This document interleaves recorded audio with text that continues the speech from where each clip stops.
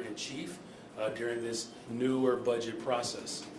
I appreciate the members of the City Council who are working hard and partnering with me and my team to secure a balanced budget that works for all of Chicago. At its core, we must ensure that our budget has progressive revenue sources, and we must uphold our obligations to pensioners, workers, and the people of Chicago. Our budget is proof of our values, and I will negotiate the details of this budget, but I will not negotiate my values. And too many past budgets have left the people of Chicago behind, and I'm determined to chart a new course. I look forward to continuing engagement with the City Council to pass a balanced budget that express our values and investing in people. And with that, I'm happy to take your questions. Everyone, for the sake of time, one question, please. Good afternoon, Mayor. Good afternoon. As you negotiate the future of this budget, I know that you said in your address a few weeks ago that you don't want to cut vital city services. How are you approaching the prospect of potential expenditure cuts while ensuring that? Well, first of all, thank you for that question. We've already made expenditure cuts. In fact, last year we saved the taxpayers for this year's budget $200 million. There's a $300 million savings. Look, it's very clear that our revenue and our expenses are out of whack. That's why we are committed to fighting for progressive revenue. Look, it's not just me and the City Council. No one in the City of Chicago wants us to cut services. No, I don't hear anyone say, you know, Mayor Johnson, I don't know, the alders certainly don't have phone calls where people are saying, please cut services. We need less services in Chicago. No one is crying for that. And so that's why my budget process and this new collaborative approach that the people of Chicago are getting a nice taste of, we cannot afford to go backwards and cut services to people of Chicago who rely upon them. Hi, Mayor. Hi. Do you expect there to still be some property tax increase in your budget? And if so, what numbers are you looking at? Yeah, well, look, here's what's most important here. There's structural damage that has been made to our budget over the course of just decades of not paying enough into our pension system. We have put forth a vision where we respond to the structural damage, we don't cut services, and we're investing in people. And that's what people want. People want to make sure that we continue to see this trend of a decline in violence in the City of Chicago. Homicides are down, shootings are down. As we put 200 more detectives on payroll here in Chicago, those are great investments that people understand that they rely upon. But we also have to make sure that if we're going to invest more in the future, we have to address the structural damage that needs desperate repair. This collaborative approach with my finance and budget team, with budgeteers and all of the alders that are willingly participating in this new process, I know that they're committed to making sure that our working families are certainly protected, but we're also making sure we're speaking to the future of responding to the debt and the deficit that unfortunately we just didn't do enough in the past. You didn't see that from previous administrations. Mayor, what is your response to Attorney General Raoul in his letter that he has grave concerns that some of the proposed cuts in CPD would threaten progress on the consent decree? Well, look, I'm very much, if there's anyone who remains committed to making sure that we have constitutional policing, it's certainly me and the folks who are standing alongside of me. It's why we made a commitment to hire more detectives. That's, you know, part of making sure the consent decree is materialized and realized. Solving crime is important. We're already seeing an increase in solving crime. I believe you can almost quote me on this. I think it's 48% of homicides or violent crime has been solved in the city in this last year. So we're seeing a trend that's the highest violent crime solvency that we've seen since 2015, I believe. So we're going to continue to have a conversation about the services that are vital to ensure that the constitutional policing continues to become realized through the consent decree. Mayor, you said the $300 million was a proposal, and that's just what it was. What about, let's talk about the 50-0 vote, that vehement response to it. Can you comment on that, please? Yes, so there's a legislative process where a proposal was made and the legislative branch has the ability to vote yes or no for something. This is not the complete dynamic, right? There's an entire portion of this entire process that's still critical in this moment. We're not cutting services. We've made that very clear. We have found efficiencies, but we've also made critical investments to youth employment. You know, I know there are some folks who may not see the value of as many young people that we're trying to hire, but I can tell you Alder Jesse Fuentes certainly understands, why we can't give up on young people. Same thing with behavioral and mental health. We are expanding those services across the city. The first mayor since Mayor here in Washington not to reduce public services as it relates to mental and behavioral health. We're building more affordable homes, 3,400, building more. You may have saw earlier today on the west side of Chicago, the leadership of Chairman Irvin, where there's more investments in our community colleges, a new campus on the west side of Chicago that's going to continue to develop the next workforce, particularly in healthcare. So all of this is coming together at a very critical time. This is a healthy process. This is something that my administration can handle. I'm not intimidated by voices from individuals who are city leaders in their own respect. So this is a good thing for Chicago. It's a new process. People will learn to adjust to it as we continue to move forward. Thank you for taking the question, Mayor. Of course. Given that the property tax increase has been voted down, what other areas will you and your team look at? The ARPA funding has been brought up, the supplemental pension payments, and is there any thought to dipping into the reserves? Well, here's what I can tell you, and our CFO and I, we talk about this on a regular basis, about these one-time scoops. It's every time there's a one-time scoop of dollars that go towards filling a budget gap, we keep finding ourselves in the same predicament. We have chartered a new course in Chicago. Look, ARPA was designed and meant to respond to what the pandemic essentially illuminated. Everybody up here knew that these disparities were gross and these inequities were unconscionable and quite frankly racist. And we have worked hard to make sure that the ARPA dollars actually are invested into the communities that have long been ignored and neglected. I think the final note is that this collaborative approach allows for the type of robust debate that you are experiencing right now in Chicago to begin to have those type of conversations about, again, how do we finally respond and repair the structural damage that has been laid at our feet. We're not going to kick the can down the road, and so even with the characterization, as Jarowski and I talk about this, of it being supplemental, this is just the right number. Once upon a time, the city was only putting half of what the recommended appropriation called for it. And so responding to our constitutional responsibility while also making sure that we're repairing the damage so that we can save taxpayers $3 billion over the course of the next 5 years to continue to make the critical investments in economic development and housing, that's what this administration is committed to doing. How about the reserves? Well, again, this is, again, an open process that people will continue to debate, but we're not going to use the same dynamics and trickery that has, unfortunately placed that obligation in our front door. As I said, look, my daughter's going to vote for me in about 8 years. She's going to get a chance to do that. She's 10.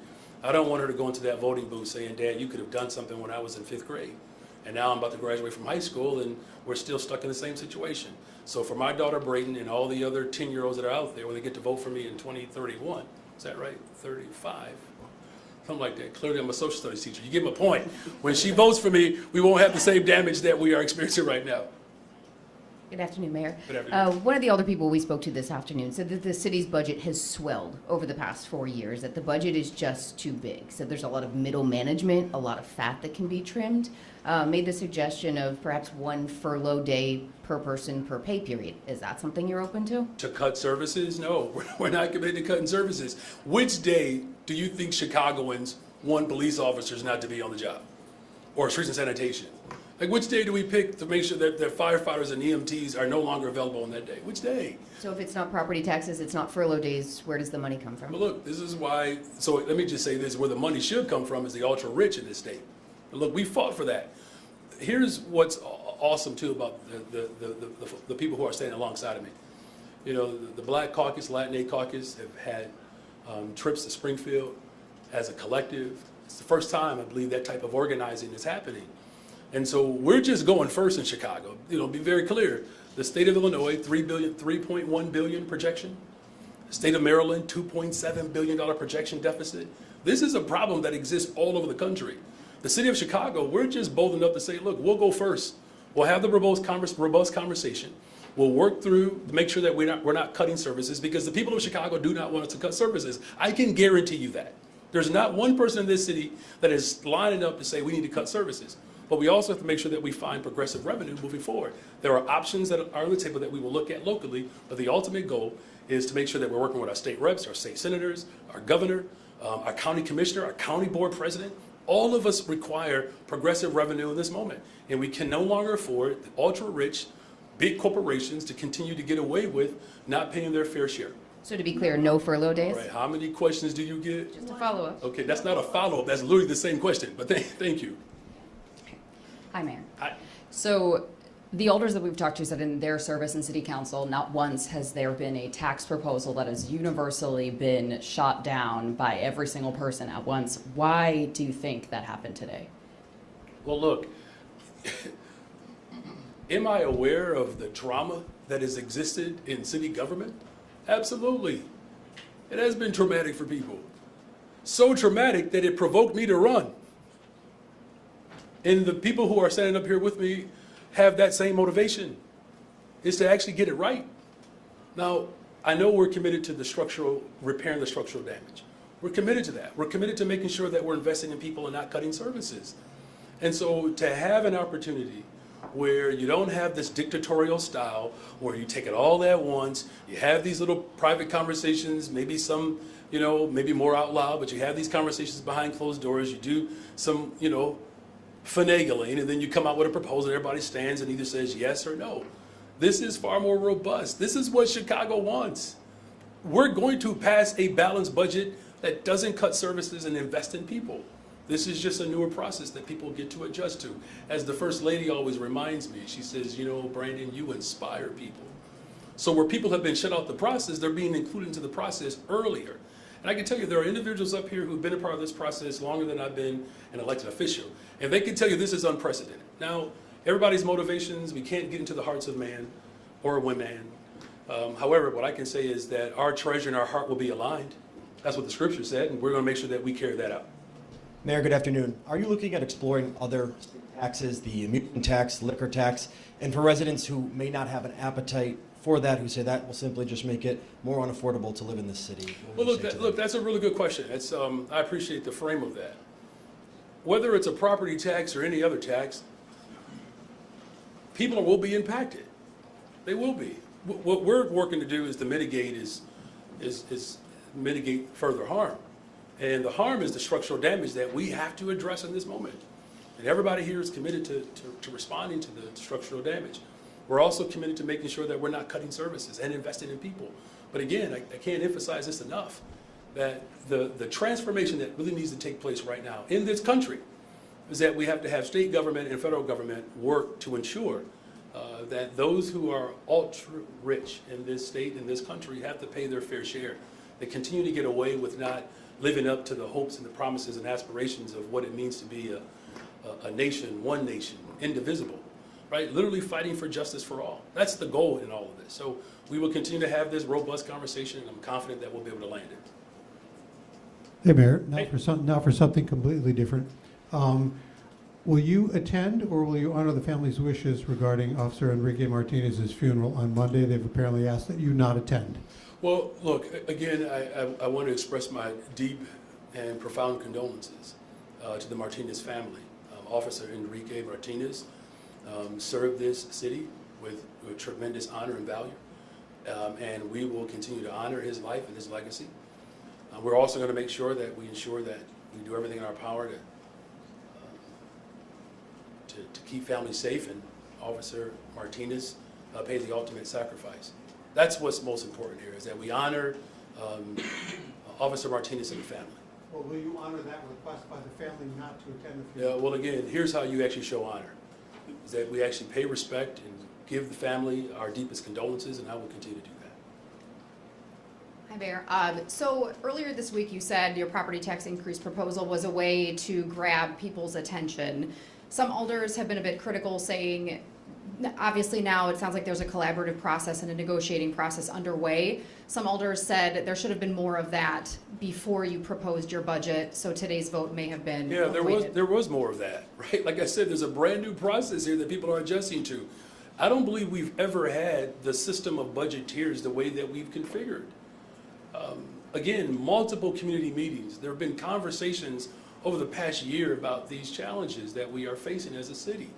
Now, what I believe you're hearing from some aldermen, right, because this is a small group, what you're hearing from some alders is that for too long, the fifth floor has just been reticent to these type of conversations, because these alders are not saying that I'm not collaborative, they're just saying start earlier.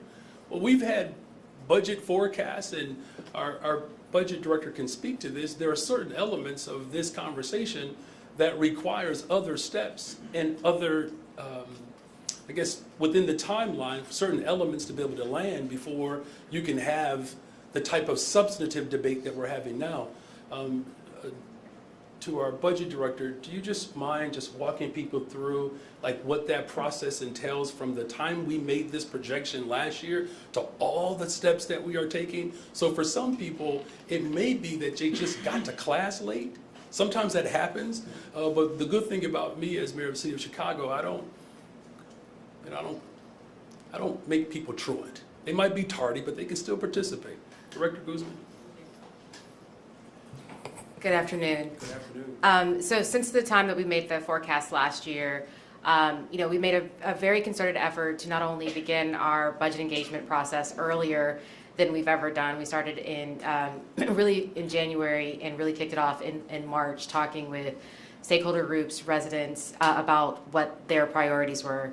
We also invited a group of alders to the budget office and to meet with me in particular to provide their ideas for this budget, revenue as well as expenditure priorities. And so we have been working since earlier this summer on hearing from alders about those ideas. And I just think that, in the course of this year, some kinks will be worked out as to how we formulate their ideas and provide feedback on what is possible and what's not possible. But we have been in constant conversation with members of City Council about this budget. And just one other note too, because I think it's important that we acknowledge that our subcommittee chair, Alderman Will Hall, is here. An entire subcommittee dedicated to revenue. I don't know, look, our finance chair is here as well. I don't know if we've had a subcommittee on revenue before. We may have. Someone can just look through the archives, but I can't think of that in recent history. And the Alderman Hall here has been asked earlier about a particular revenue idea, speaks to that early engagement. Hi, Mayor. Hey. I've got a question from our ed team. We are hearing that the Board of Education VP Gardner is blocking Pedro Martinez from giving a presentation about Acero closures at the board meeting today. Did you or anyone in your administration advise her to do this? And is this not counterintuitive to what you said about CPS leadership needing to make a contingency plan? So the ultimate responsibility of the board is to work with the CPS leadership. I'm not aware of this blockage that you're speaking of, and there's no particular directive outside of making sure that we invest in children and not close schools. Like, I just want people to stay focused for a second here. Stay focused, right? We're talking about this will be the largest school closings in the history of Chicago in the Latinx community. After families have gone through this already. Do you understand the type of anxiety? Let me rephrase that. Many families are experiencing a great deal of anxiety and trauma as a result of this charter operator responding to its bondholders and not families. These wards are impacted by these decisions. That I made a commitment to invest in children. I'm going to transform this school district, and I'm going to do it collectively. That's what's most important here right now, is to ensure that the children of this city receive a high quality education, and they don't have to be or feel blamed for the failures of the interest of corporations and bondholders. Back here, you've said, even since the property taxes has become a non-starter, that you would still not support layoffs or furloughs in this budget, right? Are there other spending cuts that you would support? Eliminating, I think you have 753 vacancies that you're eliminating. Go further than that. Eliminate programs that are on deck. Are there spending cuts you could support? Well, look, clearly I have. Well, how much so far? 300 million? So it's clearly a yes, because we've already expressed $300 million worth of cuts. So hold on, I got you, Justin, relax, man. You was one of the person who came in late today, by the way. You better glad they let you in the room. No, I'm teasing. $300 million, $200 million in this year's budget. Look, the expenses and revenue they're off. Partly it's because we have a shrinking tax base. You know, we tax sales, not services. And it's elements like that that continue to separate what people are hoping for versus what we actually can deliver on. Now, somehow we've managed not only to find savings, but make the critical investments that are important to people that everyone on this standing beside me agree on. And so if you're asking me if we want to cut services, no, we don't want to have to cut services. Why? Because the people of Chicago do not want us to cut services. Look, we know these are difficult and challenging times. We're not going to get through this by using the same tactics of the past that have not proven to be effective. Now, here's the encouraging thing, though. I am collaborating with people, with all. We're going to talk to every single alder, because it's going to take all of us. Your Honor. What's going on? Today in public comment, it was mentioned that someone hoped that President Trump addressed you. How would you address him? And if he offered to be a collaborator-in-chief, would you receive his extended hand? Well, first of all, you know, it's really difficult, quite frankly, to understand the mindset of someone like the former president, president-elect, that would be willing to eliminate the Department of Education. It's really tough to even just understand why he would do that, right? Public education at the expense of the state, after all, is a Negro idea, the words of W.E.B. Du Bois, right? And so, you know, he doesn't believe in science in any formation. And so there's real environmental issues that we have. We restore the Department of the Environment. You know, I don't even really know what his full position is, you know, on really growing business in our economy. You know, when he is, you know, insisting on, you know, tariffs that would ultimately cripple local economies like ours, especially because this is a global economy, right? So his behavior, particularly around even the economics, is not going to help make sure that the people of Chicago can afford to buy groceries. I mean, these are very dangerous threats. And then, of course, you know, his blatant, you know, characterization of the Department of Justice, as well as the way new arrivals and immigrants are being treated, is just sickening. Look, I'll say this lastly. As a black man, why would I cooperate with agents that are looking to terrorize people? You know, and so here's what I'm recommending to the president. Here's what I'll recommend to him. That the city of Chicago is the greatest city in the world. He has an opportunity to actually figure out how to unite this country. There are working people in this city that are afraid, scared. How could someone be that comfortable knowing that he is causing that type of fear and terror? That can't come from government leadership. That looks a lot like some of the things that I would teach when I was a social studies teacher. And it looks like a really nasty form of government that would isolate people. It's that type of mindset that not only enslaved people, but it sent people to gas chambers. So we're going to defend people. We're going to make sure that we're protecting families in this city. So he can help with that or get out the way. Hey, Mayor. Hey. Mayor, you've been careful to not say what revenue-raising ideas you're pushing for right now. You also acknowledged earlier that Chicagoans don't trust City Hall with money for good reason. What do you say to Chicagoans who are thinking, if the mayor wants to fill this new $300 million gap with other taxes and fees, I want to know what those taxes and fees are so I can make my voice heard on them?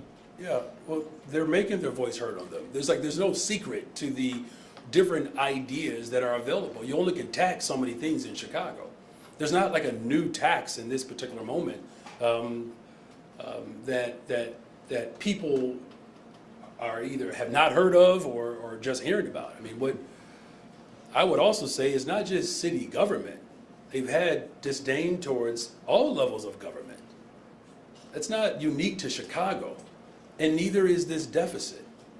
And so what the people of Chicago can count on is that I've given my word to stay true to my values, making sure that we're not cutting services, making sure that we are responding to the structural damage that I inherited, while also making critical investments. And so, look, ultimately we need a progressive income tax in the state of Illinois. One of only 11 states who don't have that. We got to continue to fight for it. I believe Craig Dellamore asked me this question in a different way earlier this week. We have receipts now. We built a single shelter system. We promised people that we would do it. Even though Bring Chicago Home didn't pass, we still figured out how to do it. We said we're going to build more affordable homes.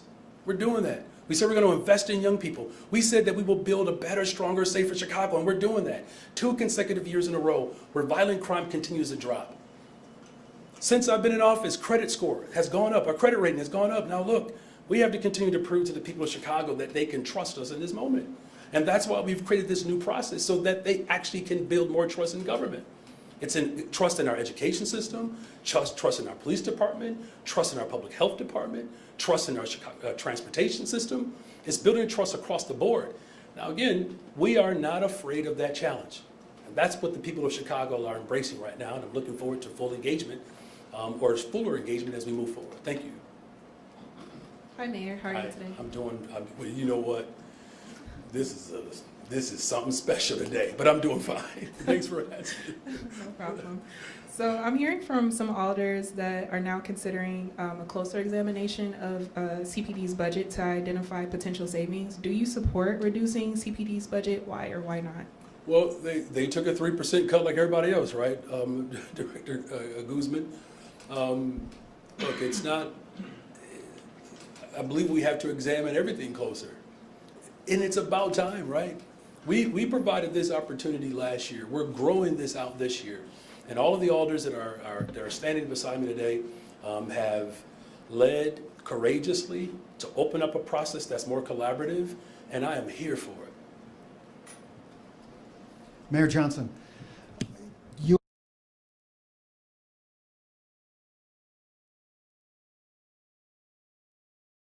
Lori Lightfoot, if you can believe it. Your property tax proposal, $300 million property tax increase, just got shot down 50-1. That's got to be a record. Primarily because Chicagoans felt that any tax increase that you propose is simply a migrant tax, that money's going to pay for migrants, almost to the penny. Considering your rhetoric, even here today, comparing Donald Trump to Hitler, do you really believe that Donald... You better hurry up and ask a question, otherwise your arm going to get real tired. Hurry up. No, I'm good. No, well, we're not, so hurry up. Right. Well, Mayor Johnson, considering your rhetoric towards Donald Trump, his border czar, Holman, has already said... You're about to get that mic passed. You got to ask the question, sir. You're wasting people's time. Well, you know, just ask the hundreds question. of thousands of people on Okay, so William check J. this Kelly out. on If Twitter. you don't ask your question, we're going to move on to somebody else. You're interrupting my question is what You haven't asked makes it. it difficult. Can we okay? move on to the next person, Okay. Nefsa Here's the Hyatt? question. Thank you. They're saying that they're going to double down on sanctuary cities like Chicago due to your rhetoric. You're $1 billion. Okay, I've in had the hole. enough of this. How are You have to learn how to articulate yourself and ask an articulate question. Here's how we're going to balance our budget. Thank you. I've heard your How are question. you going to pay for this You know what? Let's take this mic from this person here.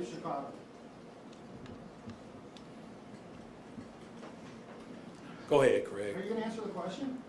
Here's a better way in which you can frame this.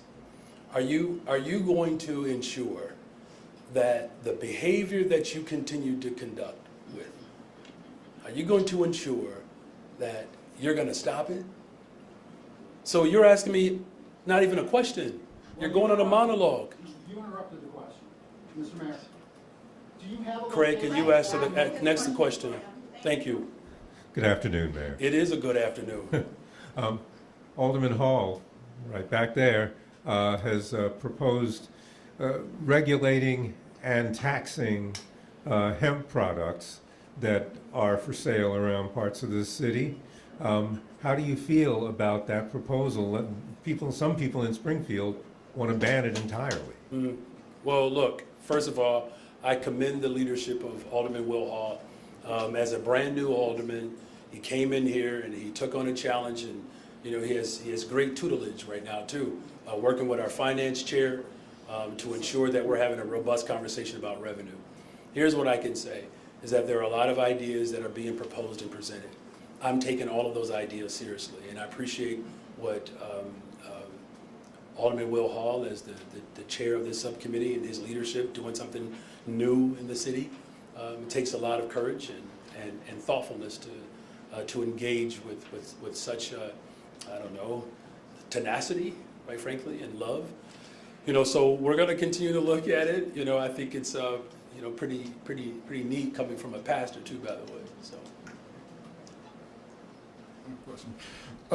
Mr. Mayor, a lot of your administration so far has dealt with concessions, and the alders seem to be at the point now where they're saying it's no longer about what you want, it's about what they and their constituents want. So what kind of concessions are you willing to make to get your budget through? And alderpersons Dow and Hall can also weigh on this as well. Yeah, if they want to, look, this is a collaborative process, and it's a new process, and it's one that has brought strong, very robust debate in the city. And look, we've already demonstrated where we can make efficiencies. We're doing that, but cuts to services is something that, in a dramatic way, would set our city back. We're going to respond to the structural damage that we inherited once and for all. And we're going to continue to make sure that we're making critical investments and not, cutting services that people in Chicago rely on. Hi, Mayor. Hi. You initially said, the $300 million property tax increase was a sobering but responsible and difficult decision to make. Now, do you think that it would be irresponsible to not raise property taxes at all, even at the rate of inflation? And, given your ongoing negotiations, your conversations with council, do you think that there's an appetite for a smaller increase? Well done. That's a great question. Yes, and that was sharp because you got two of them in there. That was smart. Always those honor students. Look, what would be irresponsible is if we were to not address the structural damage, right? That would be irresponsible. So we're not going to do that. What would be irresponsible would be to cut services that people rely upon, that people deserve, quite frankly. That would be irresponsible. What is responsible is to create a balanced budget that responds to the structural damage while not having to cut services, while also investing in people. That is the responsibility that all of us take seriously. Now, we have brought more people into the process than what previous administrations have done, and I'm very proud of that. I said, look, there's more than enough room for everyone. That's what I've said. But the fifth floor is big enough for all of us. That's what this moment is about. As far as, so the second half of your question about, what does responsible budgeting look like, and what does it reflect? It reflects taking in the different ideas that ultimately will lead to a balanced budget that protects our values. And finally, this fight for progressive revenue is not a fight that ends in Chicago, right? Now, here's one thing that I can say, is that the people of Chicago deserve a body of government that's willing to fight for them. That's what's up here today. I mean, look, I'll just name it. Do you see the different ideological frame that is standing on this up here right now? That's how serious we are. This is not about someone's ideology, or, maybe for some people there's some sort of, personal pleasure that they get out of chaos, but we're going to continue to bring calm to this moment. I am so proud to have strong leaders like Chairwoman Harris and Chairwoman Dow and Chairman Irvin. These individuals have been a part of these battles before. We have brand new leaders like Fuentes and Hall, and then Alderman Carlos Ramirez Rosa and his strong position in advocacy for the people of Chicago, working people. We have the 12th Ward that is now transformed with a true bright leader in Julia Ramirez. I mean, look, we're talking about black, brown, white, Asian, working people actually getting a real voice, and that's an exciting time for the people of Chicago. Do you think Thank there's you an all very much. appetite- Appreciate you all. Thank you all. Thank you.